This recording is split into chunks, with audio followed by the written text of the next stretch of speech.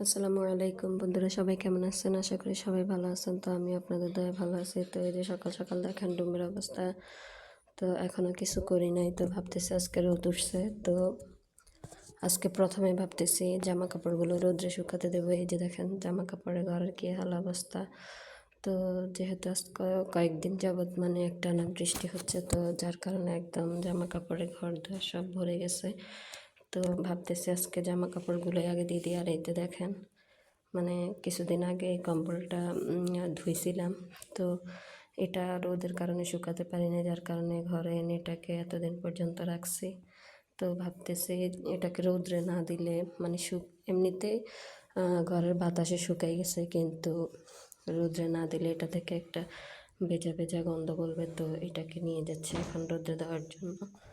আর এই যে দেখেন আজকে 2-3 দিন আগের জামা কাপড় এগুলা মানে রোদ নেই, কী করব, শুকানোর কোনো ব্যবস্থা নাই, যার কারণে শুকাইতে পারি নাই। তো আজকে এগুলো নিয়ে যাচ্ছি ছাদে, নিয়ে শুকাতে দেব।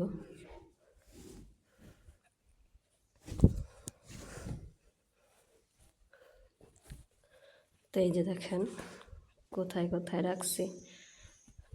তো এখন চলে যাচ্ছি ছাদের দিকে। তো আমার ছাদের সিঁড়িগুলো আপনাদের কাছে কেমন লাগে সবাই বলবেন। এই ছাদের সিঁড়িটা দেওয়ার সময় অনেক ঝামেলা হয়েছিল।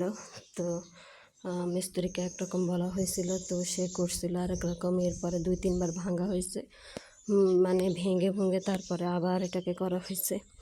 তো আর এই যে আজকে রোদের অবস্থাটা দেখেন, তেমন একটা রোদ নাই, তবে রোদের তাপ আছে, অনেক তাপ আছে।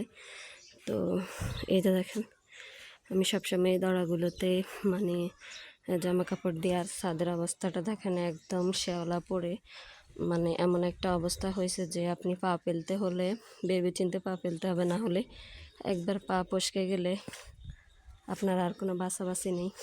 তো আমিও এখন কী করবো আর, মানে আমাদের যেহেতু নিচে তেমন একটা জায়গা নাই, আর নিচে জায়গা থাকলেও মানে নিচে জায়গা আছে কিন্তু রোদ নাই, মানে বেশি গাছপালার কারণে। তো আসলে নিচে ছায়া। তো ছাদে জামা কাপড় বেশিরভাগ শুকানো লাগে, যদিও কষ্ট হয়, তারপরও কিছু করার নাই, ছাদে উঠা লাগে। আর দেখেন আমি মানে কথা বলতেছি, আমি একদম হাঁপাই গেছি ছাদে উঠতে উঠতে। তো ছাদে ওঠাটা অনেক কষ্ট। তো এই যে এখানে অনেকগুলো ইট দেখতে পাচ্ছেন আপনারা অনেকেই, মানে আমার অনেকগুলো ভিডিওতে দেখছেন। তো এগুলা আসলে ছাদে যখন এই ঘরটার কাজ করা হয়, মানে সিঁড়ির রুম যেটাকে বলে, এটার কাজ করা হয়, তখন এই ইটগুলো এখানে জমে রাখছি। তো এটাকে এভাবে রাখি নাই, মানে বস্তা ভরে রাখছিলাম, কিন্তু